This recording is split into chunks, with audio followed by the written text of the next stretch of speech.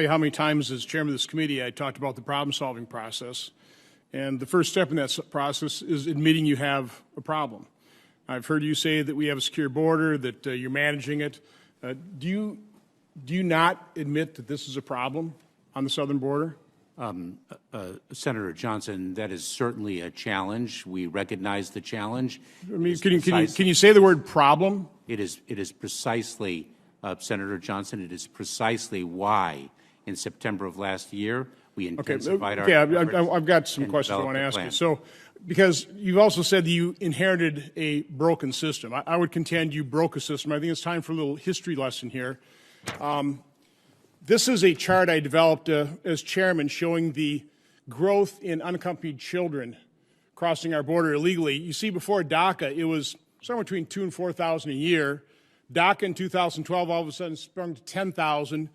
In 2014, it went up to 51,000 unaccompanied children. And this is even President Obama called that a humanitarian crisis. Going to this chart, that humanitarian crisis peaked one month where apprehensions were slightly over 2,000 a month, 2,000 a month. You can see that President Obama then responded.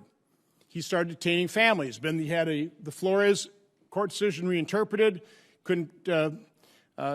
You couldn't break up families.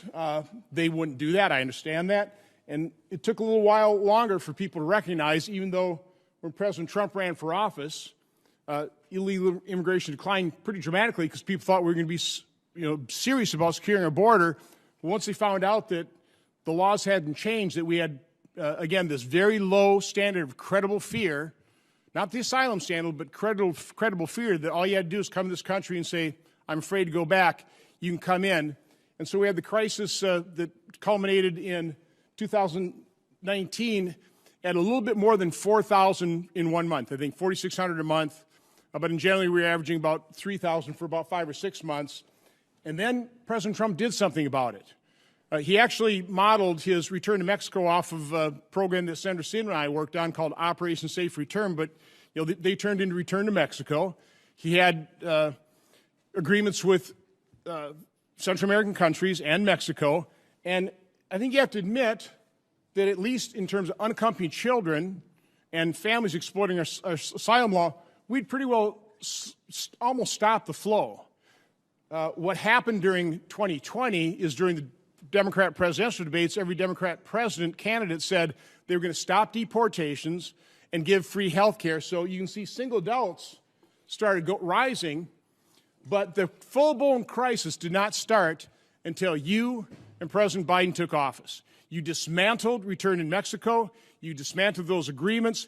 You sent the signal to the world that America's borders are open. You end Title 42, and the signal says the borders are completely open. Now, can you sit there and testify that the root cause of the current crisis isn't how you dismantled what worked under the previous administration?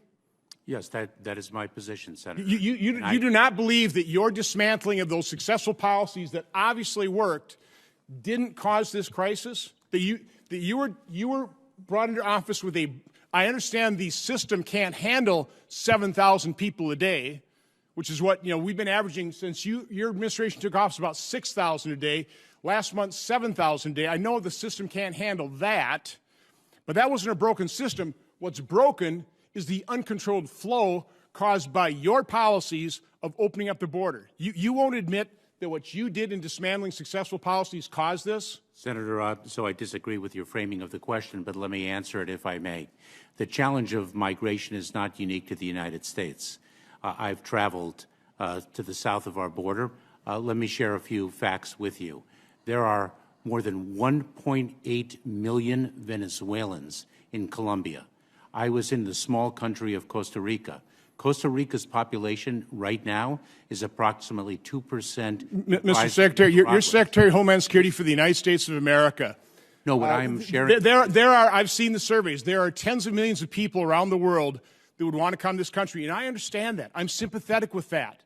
But we need to secure our border, and we pretty well had it done. It was your administration that stopped building the fence. You stopped completing it. You dismantled these programs. Again, you can sit there and deny that the actions you took, your policies, have sent the signal to the world. And again, end Title 42, it is the final signal that our border is completely open. You even stopped calling it apprehension. Now it's just encounter. You encounter. You're managing the process by making that processing and dispersing so much more efficient.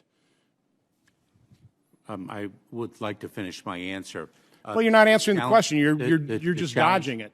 No, I've already answered your question, Senator, if I may, that we do not believe the policies of this administration have caused the migration challenge that actually. Okay, that's you're living in an alternate reality. That is actually is the goal of this administration to actually reduce the flow of illegal immigrants, or is the goal just making it more efficient to let them in and disperse them? What's the goal of your policy? The goal of this administration, and it has been articulated publicly many a time, is to build safe, orderly, and legal pathways for individuals to access the laws of immigration that Congress has passed, not to come in between the ports of entry, not to take the dangerous journey, not to place one's life savings. That's not working very well. You said that Congress has to pass laws.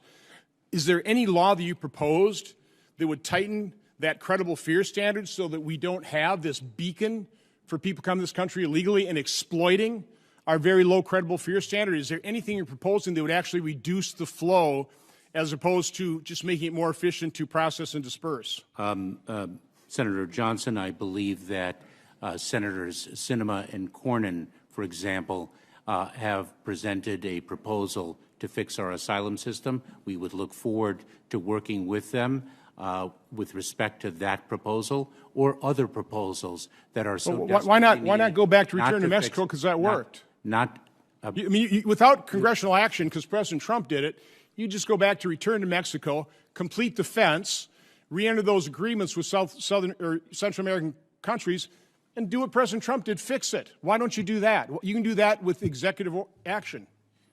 We do not agree with many of the inhumane and cruel policies of the prior administration. You think the human trafficking, the sex trafficking, the over 100,000 drug overdoses because of our completely open border? You think selling of children to use that loophole in our asylum laws, you think that's humane? You think what you are facilitating, the business model of some of the most evil people on the planet, putting billions of dollars in their pocket, you think that's humane? Senator Johnson, of course, I'll treat that as a rhetorical question, because you know that the question compels the answer that I would give. Of course, we don't consider that human suffering to be humane. Of course, you're allowing it. Of course, we do not consider the more than. You're allowing it. You're facilitating it. You've caused it. Of course, we do not consider the more than 1,500 individuals raped, murdered, tortured, then fix or it. otherwise victimized under President Trump's execution of the Remain in Mexico program. Fix it. You know how to fix it. Of course, we don't consider that humane. Senator Paul, you're recognized for your questions.